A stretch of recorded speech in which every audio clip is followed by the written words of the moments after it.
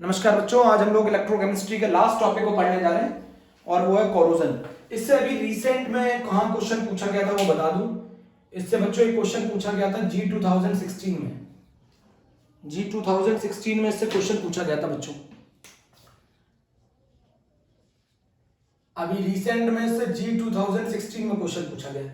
अच्छा, कोरोजन पहली बात तो क्या है, डेफिनेशन क्या है? द स्लो coating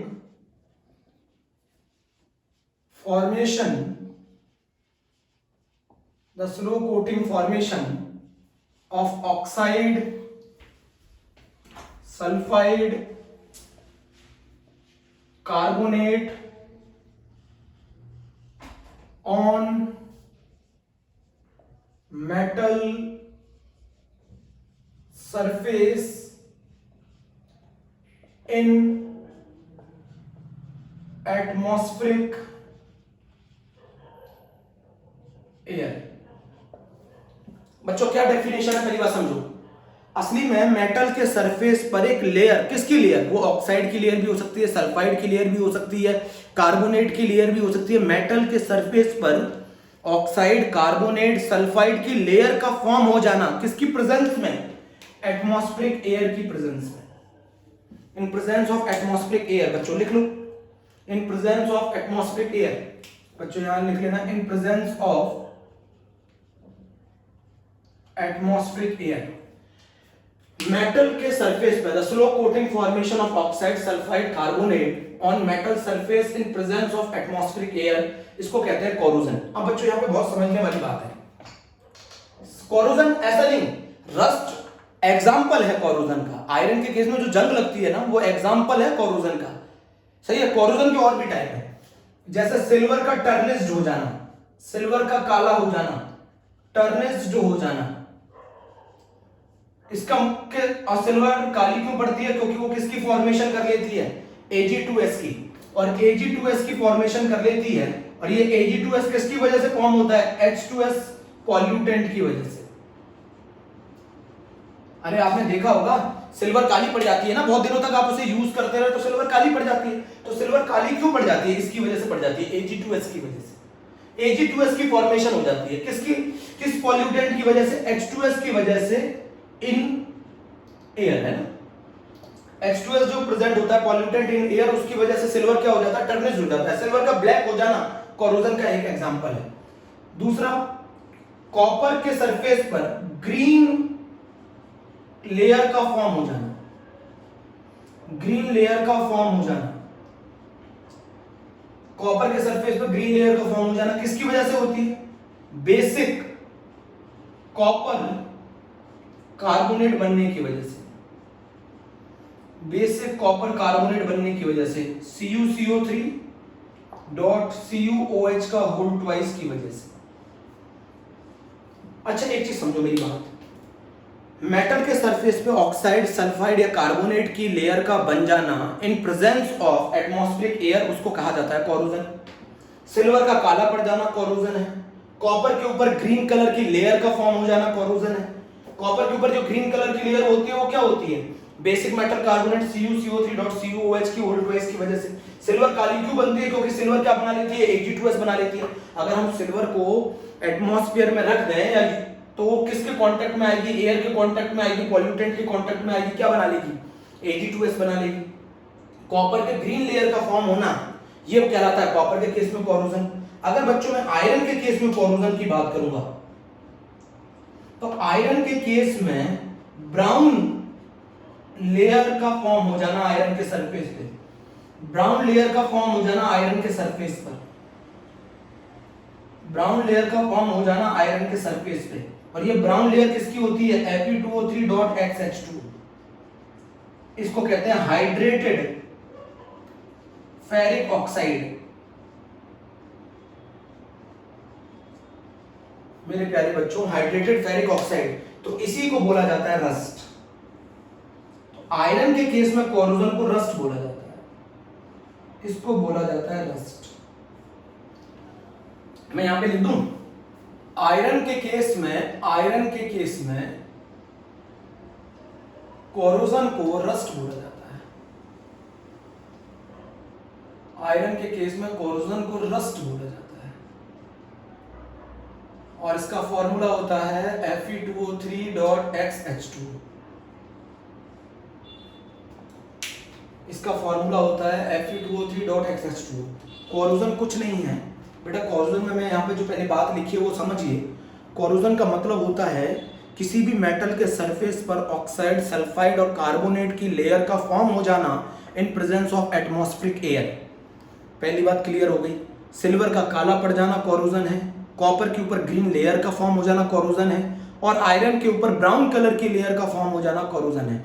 तो कॉपर के ऊपर जो ग्रीन कलर की लेयर होती है वो इसके कारण बनती है, सिल्वर का काला हो जाना Ag2S के कारण होता है, और रस्ट जो है आयरन के केस में जो ब्राउन कलर की लेयर फॉर्म होती है आयरन के सरफेस पर वो कहलाती है रस्ट, उसको कहते हैं hydrated ferric oxide.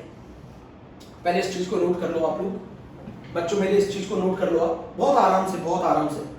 The slow coating formation of oxide, sulphide, carbonate on metal surface in presence of atmospheric air, this is known as corrosion. Silver का काला पड़ जाना, कॉपर के ऊपर ग्रीन लेयर का फॉर्म हो जाना, आयरन के ऊपर ब्राउन लेयर का फॉर्म हो जाना, ये सब क्या है? रस्ट, कोरोजन के एग्जांपल है। आयरन के केस में ये ब्राउन कलर की लेयर का फॉर्म हो जाना यही कहलाते हैं रस्ट। तो एक नंबर में क्वेश्चन पूछा जाता है सीबीएसई बोर्ड में, what is the formula of the rust? तो Fe2O3.XH2।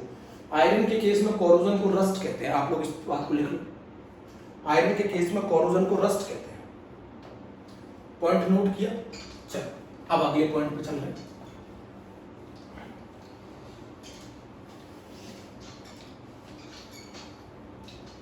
तो कोरोजन है क्या? एक चीज और मैं हिंदी में लिखने की कोशिश करता हूं ताकि आप लोगों को समझ में आए। कोरोजन है मेटल के सरफेस पर कौन कौन अटैक करे? Oxygen, moisture, SO2, CO2 etcetera. इन गैसेस का मेटल के सरफेसेस पर अटैक करना ये कहलाता है कोरोजन। और किसकी फॉर्मेशन कर लेना? सल्फाइड की फॉर्मेशन कर लेना, ऑक्साइड की फॉर्मेशन कर लेना। तो मेटल के सरफेस पे किसका अटैक? ऑक्सीजन का, मॉइस्चर का, SO2 का एंड CO2 का। अच्छा एक चीज बताओ, बहुत ध्यान से सुनना। आयरन जो है वो रस्टिंग किसकी प्रेजेंस में करता है? दो चीजों में। अगर आयरन मॉइस्चर और एयर के कांटेक्ट में आता है तो वो किसकी फॉर्मेशन करता है? रस्ट की, Fe2O3.XH2O। क्या कहते हैं इसको बच्चों? Hydrated ferric oxide.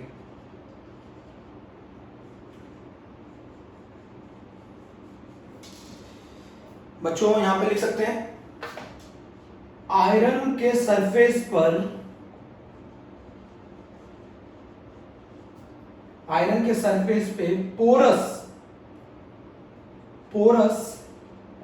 Iron oxide की लेयर का फॉर्म हो जाना।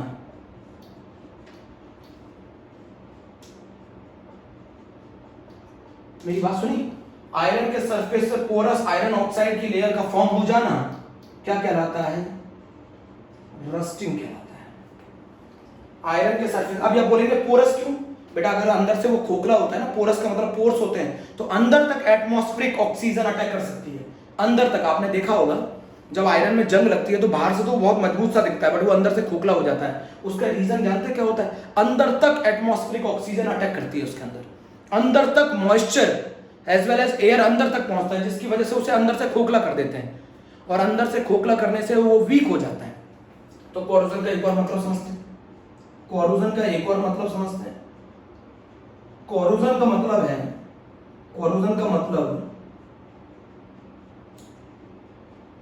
कोरोजन मीन्स मेटल की स्ट्रेंथ एंड मेटल का मास कम हो जाना।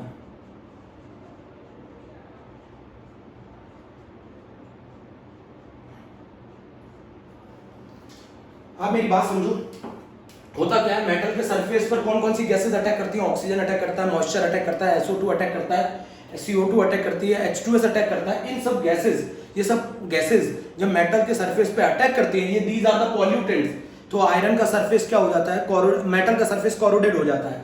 अच्छा एक चीज बताओ, अगर आयरन ऑक्सीजन और वाटर के कांटेक्ट में आए तो हाइड्रेटेड फेरिक ऑक्साइड बनाता है। हाइड्रेटेड फेरिक ऑक्साइड क्या है, आयरन के सरफेस पर पोरस आयरन ऑक्साइड की लेयर का फॉर्म हो जाना रस्ट कहलाता है।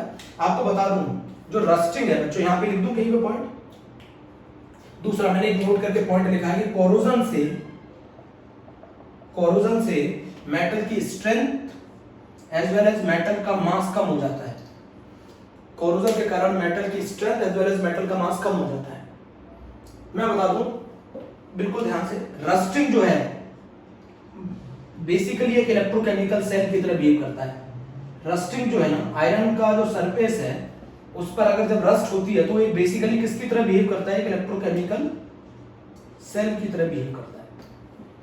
बेसिकली जो रस्टिंग है वो एक बेसिकली एक इलेक्ट्रोकेमिकल सेल की तरह बिहेव करता है। मेरी बात इतनी समझ लो आप, मेरी बात आप इतनी समझ लो। आयरन के सरफेस पर पोरस आयरन ऑक्साइड की लेयर का फॉर्म हो जाना रस्ट कहलाता है। रस्टिंग बेसिकली एक इलेक्ट्रोकेमिकल सेल की तरह बिहेव करता है।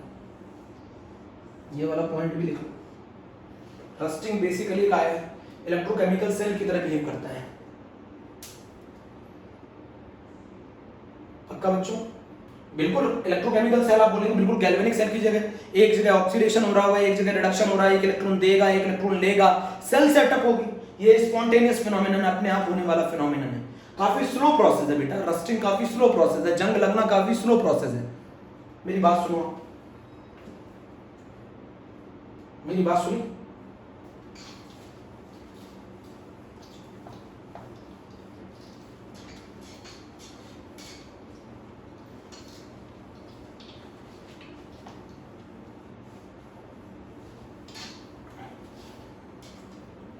बच्चों बेसिकली अगर मैं बात करूं मैकेनिज्म ऑफ रस्टिंग की, है ना, मैकेनिज्म ऑफ रस्टिंग की अगर मैं बात करूं तो मैंने अभी आपको बताया बेसिकली एक इलेक्ट्रोकेमिकल सेल है। तो मैकेनिज्म ऑफ रस्टिंग के लिए मैं डायग्राम बनाता हूं, आप समझिएगा। एनसीईआरटी से ये डायग्राम देखना है आपको। ये मैंने एक डायग्राम बनाया है, यहां पर मैंने एक ड्रॉप बनाई है वाटर की। ये हमारा आयरन का सरफेस है, ये हमारा आयरन का सरफेस है, ये आयरन मेटल है, ये हमारा वाटर है। ठीक है बच्चों, इसमें जो मैं इक्वेशन बोलूं वो आप लोग लिख लीजिएगा अभी जब मैं आपको समझा रहा हूं।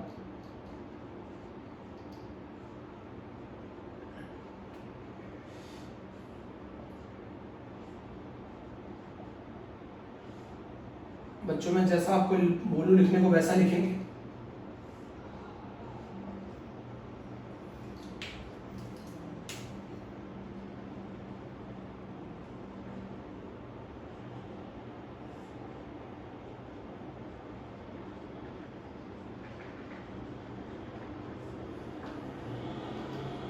जैसा मैं आपको बोलूं वैसा लिखेंगे।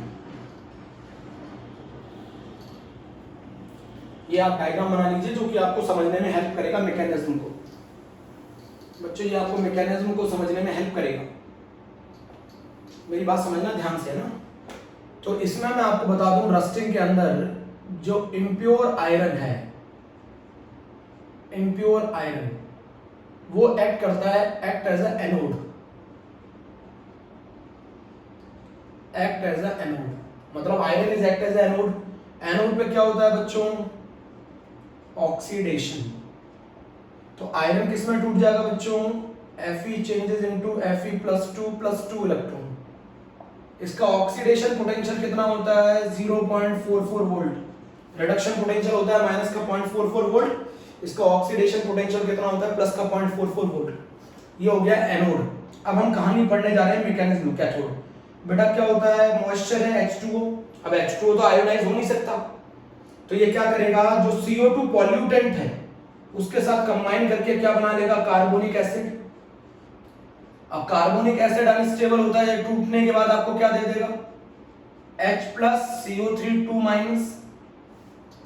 बोलो बच्चों, ये H प्लस कब दे पाएगा? जब आसानी से जब ये एसिड में कन्वर्ट होगा। तो जितनी ज्यादा पॉल्यूटेंट होते हैं उतना ज्यादा उसका नेचर कैसा हो जाएगा? एसिडिक, उतना ज्यादा वो आसानी से क्या दे पाएगा? H plus. मेरी बात नहीं समझी? जितनी ज्यादा आपने सुना होगा जितना ज्यादा एयर पॉल्यूशन है उतना ज्यादा रस्टिंग होने के चांसेस ज्यादा होते हैं। उसका रीजन क्या होता है? उतना ज्यादा SO2 CO2 कंबाइन होंगी, उतना ज्यादा एसिडिक होगा, उतनी आसानी से H देगा। अब ये H मिल गए, कैथोड पे क्या होगा? ये इलेक्ट्रॉन, जो इलेक्ट्रॉन इसने लूज किए हैं वो मेटल सरफेस से होते हुए ऑक्सीजन को रिड्यूस करेंगे इन एसिडिक मीडियम। ऑक्सीजन को रिड्यूस करेंगे इन एसिडिक मीडियम। ये ऑक्सीजन को आपने क्या कर दिया? रिड्यूस कर दिया। ऑक्सीजन को आपने रिड्यूस कर दिया इन एसिडिक मीडियम। और ये क्या बना लेगा मेरे प्यारे बच्चों? ये बना लेगा H2O। और इसका जो पोटेंशियल दे रखा था बच्चों, वो दे रखा था 1.23 वोल्ट। हुआ क्या? H2O CO2 से कंबाइन हुई, क्या बनाया? H2CO3। H2CO3 अनस्टेबल है, वो क्या रिलीज करेगा? H+। ये H+ ऑक्सीजन के साथ कंबाइन होकर गेन करेंगे 2 इलेक्ट्रॉन, किसकी फॉर्मेशन करेंगे? वाटर। तो ये किसका काम करने लग जाएंगे? कैथोड का। ये कैथोड का काम करने लग जाएंगे। ये किसका काम करने लग जाएगा? एनोड का। दोनों को कंबाइन करके सेल बना लो। दोनों को कंबाइन करके सेल बना लो। दोनों को कंबाइन करके सेल बना लो। तो 2 इलेक्ट्रॉन कैंसिल कर दो। 2 इलेक्ट्रॉन कैंसिल कर दिए। बताओ क्या इक्वेशन बन जाएगी? नेट सेल रिएक्शन बन जाएगी।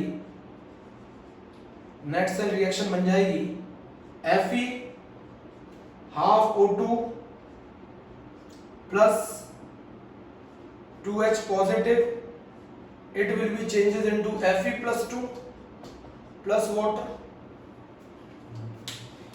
वाटर। इस सेल का पोटेंशियल कितना आएगा? नीचे वाले का रिडक्शन पोटेंशियल दे रखा है 1.23 वोल्ट, ऊपर वाले का ऑक्सीडेशन पोटेंशियल दे रखा है 0.44 वोल्ट। इस सेल का पोटेंशियल आएगा 1.67 वोल्ट। बोलो बच्चों, आप जरा कहानी सुनो। आयरन ने किस में कन्वर्ट हुआ? Fe+2 में। Fe+2 यहां पहुंच गया। आयरन ने 2 इलेक्ट्रॉन लूज किए। वो 2 इलेक्ट्रॉन किसके पास पहुंच गए? एटमॉस्फेरिक ऑक्सीजन को रिड्यूस किया, एसिडिक मीडियम में क्या बनाया? वाटर। और अब यहां तक पहुंच गए आप लोग। मैंने क्या बोला? Mechanism of rusting. Iron is act as anode. H2O combined with CO2 it will form H2CO3। Atmosphere में CO2 प्रेजेंट है, H2O combined with CO2 H2CO3। H2CO3 break होगा H+ में। ये H+ क्या करेंगे? किसके साथ कंबाइन होंगे? ऑक्सीजन के साथ गेन करेंगे 2 इलेक्ट्रॉन, जो कि किसने लूज किए? आयरन के मेटल ने बेटा ये 2 इलेक्ट्रॉन लूज किए। ये 2 इलेक्ट्रॉन इसको रिड्यूस करेंगे ऑक्सीजन को in the presence of acidic medium. किसमें कन्वर्ट होगा? H2O में। इसका पोटेंशियल 1.23 वोल्ट। दोनों को अगर मैं कंबाइन करूंगा तो पोटेंशियल आएगा 1.67 वोल्ट। मेरी बात जरा समझो। अब इसके बाद की कहानी इतना लिख लिया आप लोगों ने? बेटा इसमें बहुत आसान है। क्या होगा बताओ मुझे? इम्प्योर आयरन है जो एनोड की तरह एक्ट करेगा। Fe कन्वर्ट होगा Fe+2 में +2 इलेक्ट्रॉन में। ये 2 इलेक्ट्रॉन इंटरनली ट्रांसफर करेगा। ये 2 इलेक्ट्रॉन कौन गेन करेगा? H+। साथ में वो कंबाइन होगा O2 के साथ। किसमें कन्वर्ट होगा? H2O। ये कैथोड का काम करेगा, ये एनोड का काम करेगा। दोनों को कंबाइन कर दोगे तो सेल बन जाएगी। अभी रस्ट पूरा खत्म नहीं हुआ। जरा मेरी बात समझो, अभी पूरा खत्म नहीं हुआ।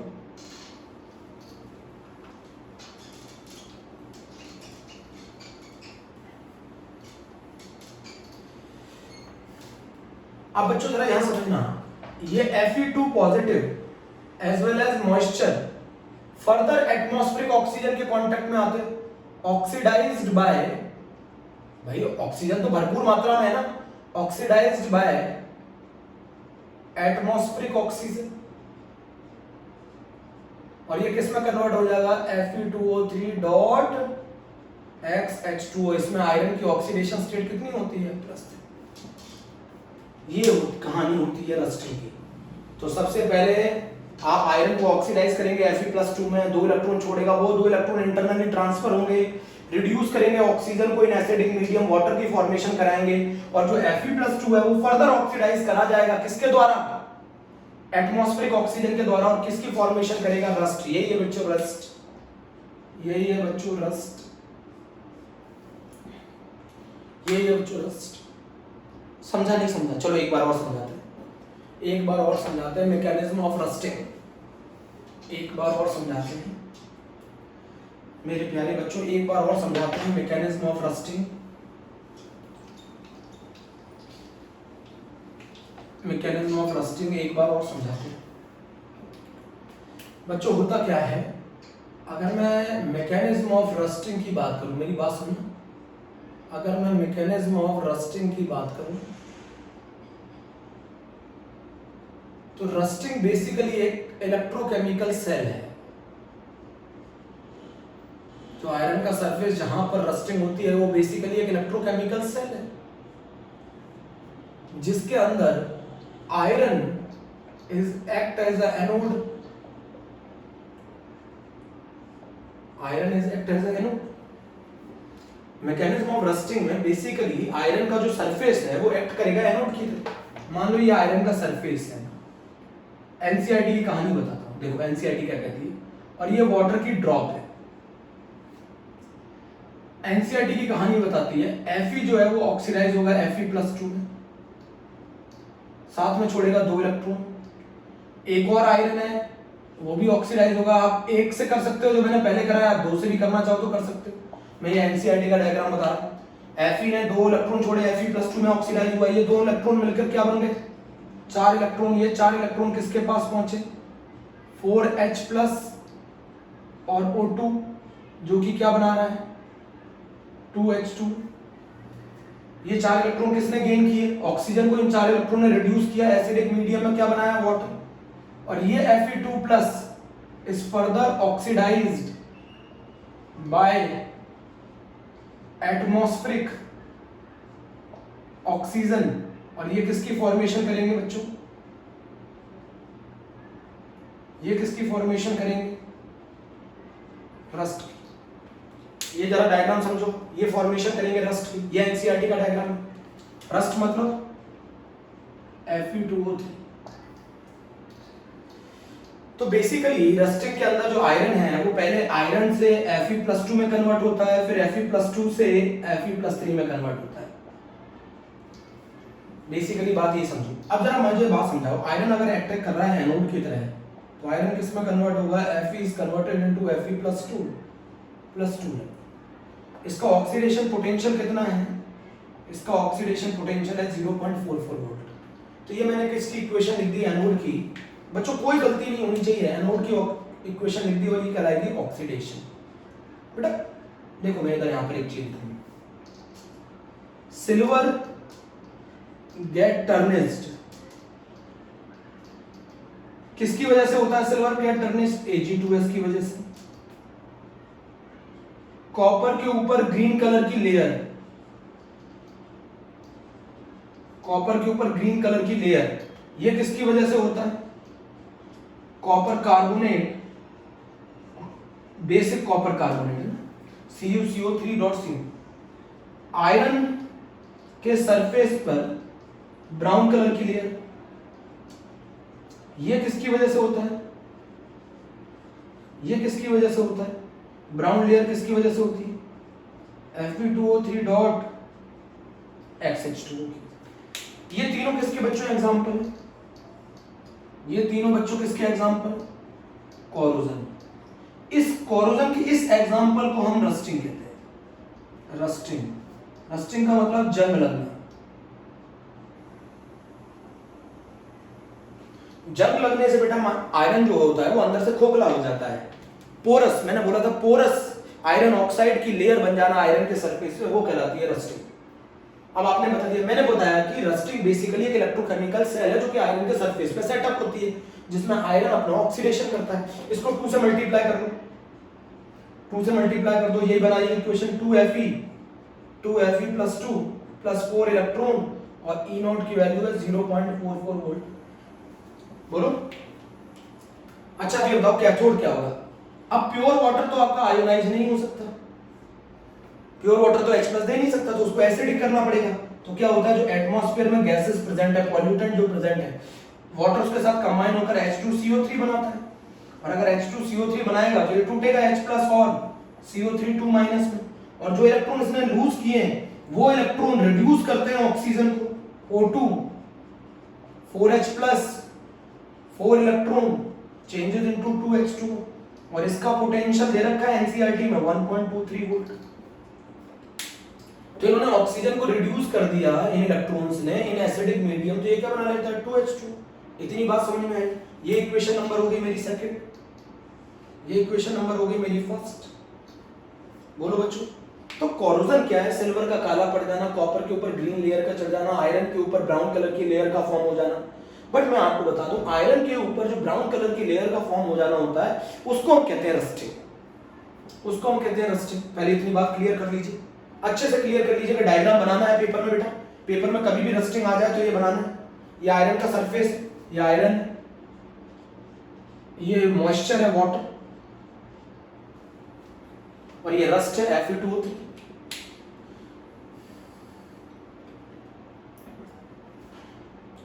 बोलो बच्चों जल्दी बोलो, रफ कर दो, ये वाली साइड रफ कर दो। चलो अब बच्चों जरा मुझे बताना ध्यान से, तो कोरोजन होने से बच्चों मेटल खराब हो जाता है, मेटल खराब हो जाता है, उसकी स्ट्रेंथ एज वेल एज उसका मास दोनों कम हो जाता है कोरोजन होने से। अब जरा मेरी बात बताओ मुझे, नेट सेल रिएक्शन क्या होगी? दोनों को कंबाइन कर दो, नेट सेल रिएक्शन क्या होगी? आप लोगों के लिए बता रहा हूं डबल बार। नेट सेल रिएक्शन क्या होगी? नेट सेल रिएक्शन होगी 2Fe plus O2 plus 4H positive 2Fe2 positive plus 2H2O। इस सेल का पोटेंशियल कितना आएगा? 1.67 वोल्ट सेल का पोटेंशियल। ये पॉजिटिव आ रहा है तो प्रोसेस कैसा होगा? स्पॉन्टेनियस, ये अपने आप होने वाला प्रोसेस है।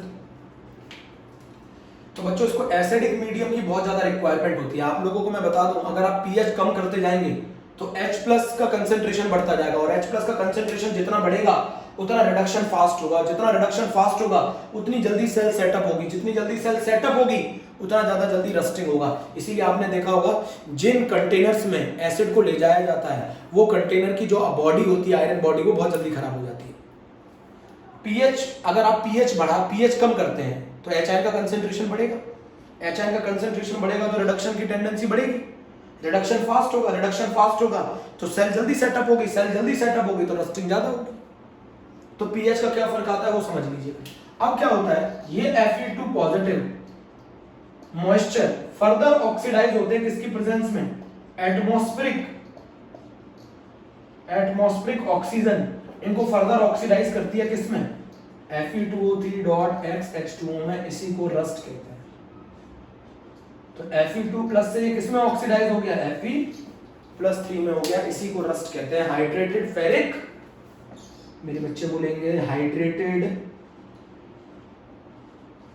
Ferric oxide, hydrated ferric oxide को ही बच्चों क्या कहते हैं? रस्ट कहते हैं। हाइड्रेटेड फेरिक ऑक्साइड को ही रस्ट कहते हैं। पूरी सेल का सेटअप हो गया, अब आपको समझ में आ गया होगा। Iron is act as a anode, water combined with CO2 it will liberate H-ion, these H-ion combined with oxygen gain 4 electron converted into water, cell बनेगी जिसका पोटेंशियल 1.67 वोल्ट आएगा, और आयरन +2 को फर्दर ऑक्सीडाइज करेगी एटमॉस्फेरिक एयर और ये बना लेगा रस्ट Fe2O3.XH2O। स्पॉन्टेनियस फिनोमेनन है बच्चों, क्लियर कर लिया ये रस्टिंग।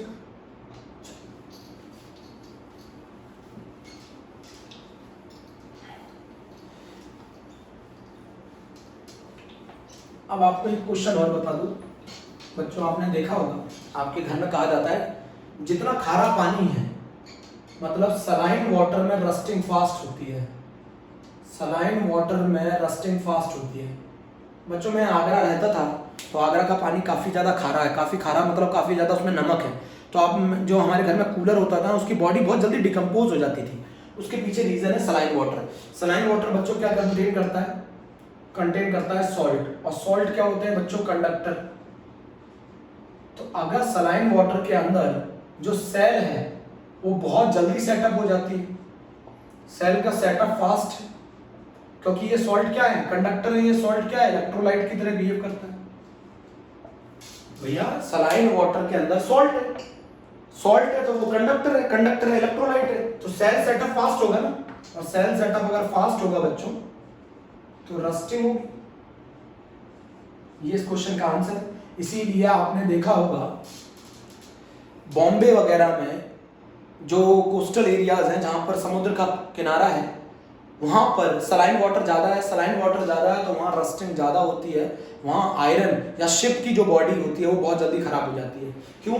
क्योंकि सलाइन वाटर के अंदर कौन है? सॉल्ट। सॉल्ट क्या है? कंडक्टर, क्योंकि वो इलेक्ट्रोलाइट है। वो सेल को सेटअप कर देते हैं फास्ट, और सेल अगर सेटअप होगी फास्ट तो रस्टिंग ज़्यादा होगी। इसीलिए सलाइन वाटर में रस्टिंग ज़्यादा होती है। बच्चों लिखा? चलो ठीक है। अब अगला एक और पॉइंट समझो, एक और पॉइंट समझो। अब हम पढ़ने जा रहे हैं प्रिवेंशन ऑफ रस्टिंग। अब हम रस्टिंग को कैसे बचा सकते हैं? Prevention of rusting. Prevention of rusting. बच्चों रस्टिंग से कैसे बचाया सकता है? एक तो तरीका आप लोग यूज करते हैं, पेंट करते हैं, या फिर एक एनसीईआरटी ने केमिकल बताया बिस्फेनॉल। अगर आप इनको यूज करते हैं तो जो आयरन है वो किसके कांटेक्ट में नहीं आएगा? मॉइस्चर और एयर के कांटेक्ट में नहीं आएगा। आयरन अगर पेंट और बिस्फेनॉल को यूज करते हैं आयरन के सरफेस पे, तो आयरन किसके डायरेक्ट कांटेक्ट में नहीं आएगा? एयर के और मॉइस्चर के डायरेक्ट कांटेक्ट में नहीं आएगा। और एयर और मॉइस्चर के डायरेक्ट कांटेक्ट में नहीं आएगा तो कोरोजन या रस्टिंग नहीं होगी। तो एक तो ये है। बेटा इसमें जो सबसे ज्यादा इंपॉर्टेंट मेथड है वो बता रहा हूं, और वो मेथड है गैल्वेनाइजेशन। ये आया था IIT JEE 2016 में। अब गैल्वेनाइजेशन क्या है? गैल्वेनाइजेशन क्या होता है? आयरन के सरफेस पर, ये ले लिया मैंने आयरन का सरफेस, आयरन के सरफेस पे मोर रिएक्टिव मेटल जिंक की कोटिंग कर दो। आयरन के सरफेस पे मोर रिएक्टिव मेटल जिंक की कोटिंग कर दो। तो अगर जिंक ज्यादा रिएक्टिव है तो वो करेगा ऑक्सीडेशन, तो आयरन बच जाएगा ऑक्सीडेशन करने से। रस्टिंग तो तभी होती है ना जब आयरन ऑक्सीडेशन करता है। तो अगर मुझे आयरन को ऑक्सीडेशन से बचाना है तो मोर रिएक्टिव मेटल जिंक की कोटिंग कर दो आयरन के ऊपर। और अगर मोर रिएक्टिव मेटल जिंक की कोटिंग कर दोगे आप आयरन के ऊपर तो जिंक ऑक्सीडाइज होगा, तो फिर जिंक ऑक्सीडाइज होगा, जिंक ऑक्सीडाइज होगा, जिंक ऑक्सीडेशन करेगा। कौन बच जाएगा ऑक्सीडेशन करने से? कौन बच जाएगा बच्चों ऑक्सीडेशन करने से? जिंक ऑक्सीडेशन करेगा, आयरन बच जाएगा ऑक्सीडेशन करने से। बेटा सलाइन वाटर में रस्टिंग क्यों ज्यादा होती है मालूम चला? सलाइन वाटर में रस्टिंग इसलिए ज्यादा होती है क्योंकि वहां सॉल्ट होता है। सॉल्ट एक कंडक्टर है, इलेक्ट्रोलाइट है, तो वहां सेल जल्दी सेटअप होगी, और जल्दी सेटअप होगी तो वहां रस्टिंग फास्ट होगी। और रस्टिंग अगर फास्ट होगी तो हमारा मेटल जो है वो जल्दी डिकम्पोज करेगा, आयरन जल्दी डिकम्पोज करेगा। प्रिवेंशन ऑफ रस्टिंग क्या है? रस्टिंग का प्रिवेंशन है पेंट यूज कर लो आयरन के सरफेस पर, बिस्फेनॉल यूज कर लो। इसको यूज करने से क्या होगा? बिस्फेनॉल और पेंट को यूज करने से आयरन का जो सरफेस है वो रस्टिंग से बच जाएगा, वो एयर और मॉइस्चर के कांटेक्ट में नहीं आएगा। बट सबसे ज्यादा मेथड ये यूज किया जाता है, जो शिप चलते हैं ना पानी में, उनको हम नीचे हम इसी की कोटिंग कर देते हैं जिंक की। अब जिंक ज्यादा रिएक्टिव है किससे? आयरन से। जिंक का रिडक्शन पोटेंशियल है -0.76, आयरन का रिडक्शन पोटेंशियल है -0.44। जिसका रिडक्शन पोटेंशियल कम होता है वो ज्यादा रिएक्टिव होता है। तो हमारा जो जिंक है वो ज्यादा रिएक्टिव है, तो जिंक खुद ऑक्सीडाइज हो जाएगा, आयरन को बचा लेगा। इसी को कहा जाता है गैल्वेनाइजेशन, इसी को कहा जाता है गैल्वेनाइजेशन। तो IIT ने बड़ा अच्छा क्वेश्चन पूछा था, गैल्वेनाइजेशन में हम किसकी कोटिंग करते हैं? हर बच्चे को मालूम है जिंक की कोटिंग करते हैं, हर बच्चे को मालूम है जिंक की कोटिंग करते हैं। गैल्वेनाइजेशन में हम किसकी कोटिंग करते हैं? जिंक की कोटिंग करते हैं। बच्चों एक और प्रोटेक्शन कहा जाता है जिसे कैथोडिक प्रोटेक्शन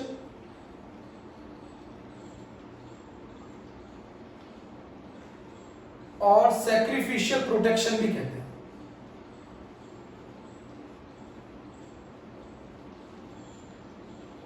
बेटा इधर सुनो, एक क्वेश्चन और बता दो। अगर आयरन के ऊपर टिन के मेटल की कोटिंग कर दी जाए, आयरन के ऊपर टिन के मेटल की कोटिंग कर दी जाए, टिन के मेटल की कोटिंग कर दी जाए, टिन के मेटल की कोटिंग, बोर्ड में आया वो क्वेश्चन। अब मैं आपको बता दूं, टिन का जो रिडक्शन पोटेंशियल है वो होता है -0.14 वोल्ट, और जो आयरन का रिडक्शन पोटेंशियल है वो होता है -0.44 वोल्ट। आयरन ज्यादा रिएक्टिव है एज कंपेयर टू टिन। तो मैं आपको एक चीज बताना चाहता हूं, अगर टिन की कोटिंग कहीं से ब्रेक हो गई अगर टिन की कोटिंग ब्रेक हो गई तो आयरन ओपन हो गया, आयरन का सरफेस ओपन हो गया, और अगर आयरन का सरफेस ओपन हो गया तो आयरन ज्यादा रिएक्टिव है, तो आयरन में रस्टिंग होने लग जाएगी। अगर मान लो टिन की कोटिंग कहीं से ब्रेक हो गई, आपने टिन की कोटिंग कर रखी है आयरन पे, कहीं से ब्रेक हो गई तो आयरन में कोरोजन होने लग जाएगा, क्योंकि आयरन ज्यादा रिएक्टिव है। बट ऐसी कहानी जिंक में नहीं थी। Iron is more reactive than tin. जरा समझो बच्चों, एक क्वेश्चन आया था सीबीएसई में कि अगर हम टिन की कोटिंग ब्रेक हो जाए आयरन की बकेट पर तो बताइए क्या होगा, कोरोजन होने लग जाएगा। क्यों? टिन की अगर कोटिंग ब्रेक हो गई तो आयरन का सरफेस ओपन हो गया, आयरन का सरफेस ओपन हो गया तो आयरन ज्यादा रिएक्टिव है, तो कांटेक्ट में आ जाएगा एयर और मॉइस्चर के, तो वहां रस्टिंग होगी। ये क्वेश्चन में पूछा गया सीबीएसई में, लिख लीजिए। रफ कर दूं?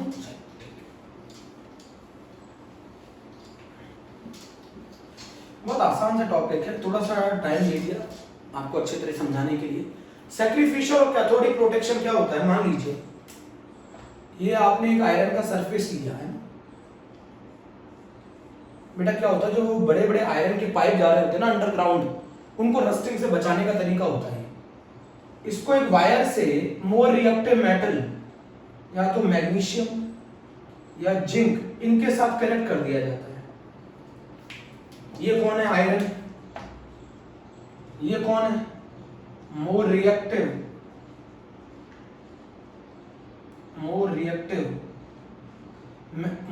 मेटल, मैग्नीशियम और जिंक। ये काम करने लगते हैं किसका? एनोड का। ये ऑक्सीडेशन करने लगेंगे, Mg converted into Mg+2 +2 electron, और zinc converted into Zn+2 +2 electron. तो ये ऑक्सीडेशन करने लग गए, तो फिर किसको रिडक्शन करना पड़ेगा? आयरन को रिडक्शन करना पड़ेगा, तो रिएक्शन रिवर्स हो जाएगी, तो Fe+2 electron changes into Fe। तो ये किसका काम करने लग जाता है? कैथोड का। तो आप इसे सैक्रिफिशियल प्रोटेक्शन मतलब आपने मैग्नीशियम और जिंक को सैक्रिफाइस कर दिया, इनकी बलि दे दी आयरन को बचाने के लिए। बच्चों कुछ नहीं करते, मैग्नीशियम और जिंक को किसकी तरह ऐड करा लेते हैं? एनोड को। तो आयरन को किसकी तरह ऐड कराएंगे? कैथोड को। तो इसमें जो रिएक्शन है वो जस्ट रिवर्स हो जाती है, Fe+2 electron changes into Fe। तो बड़े बड़े आयरन के जो पाइप होते हैं उन्हें ऐसे ही बचाया जाता है रस्टिंग से। बच्चों रस्टिंग बहुत ज्यादा, किसी भी कंट्री का बहुत ज्यादा अमाउंट, पैसा बहुत ज्यादा खर्च होता है इसको ब्रिजेस को बचाने के लिए, है ना, व्हीकल्स को बचाने के लिए, ट्रेन को बचाने के लिए, आयरन को ट्रेन की पटरियों को बचाने के लिए, रेलवे ट्रैक्स को बचाने के लिए, सब ये कहानी। रस्टिंग बेटा, रस्टिंग में कुछ नहीं होता, जो आयरन है वो किसके कांटेक्ट में आ जाता है? आयरन जो है वो कांटेक्ट में आ जाता है एयर और मॉइस्चर के, वहां पर एक सेल सेटअप हो जाती है, वो सेल में आयरन क्या कर जाता है? ऑक्सीडाइज हो जाता है, और ऑक्सीजन +4H++ इलेक्ट्रॉन लेकर रिडक्शन करके वाटर फॉर्मेशन कर देते हैं, सेल आ जाती है। आपको बता दूं आज भी कोल्लूर एक ऐसी जगह है बेंगलोर के पास, जहां पर कर्नाटक में, जहां पर आज भी आयरन के पिलर में आज भी रस्टिंग नहीं हो पाई है, जबकि वहां सबसे ज्यादा बारिश होती है, बहुत ज्यादा पॉल्यूटेंट है, फिर भी वो, क्योंकि वो आयरन का पिलर बहुत ही प्योर आयरन से मिलकर बना हुआ है। ऐसे ही आयरन पिलर जो है दिल्ली में, वो भी, उसके अंदर भी रस्टिंग नहीं हुई। आज तक हमारी साइंस इतना पता नहीं कर पाई कि किस तरीके का आयरन है। दिल्ली में इतना पॉल्यूशन होने के बावजूद, इतनी बारिश होने के बावजूद भी आज तक उस आयरन पिलर में रस्टिंग नहीं हो पाई। तो आप इस चीज को समझिए, अगर हमें रस्टिंग से बचाना है तो जितना अच्छी क्वालिटी का आयरन होता है उसमें रस्टिंग के चांसेस उतने ही कम होते हैं। रस्टिंग के चांसेस वहां ज्यादा होते हैं जितनी इंप्यूरिटीज ज्यादा होंगी, वहां पे उतनी जल्दी सेल सेटअप हो जाएगी। Fe+2 electron changes into Fe, ये पूरी कहानी है हमारी रस्टिंग की, कोरोजन की। बच्चों समझ में आया कुछ टॉपिक?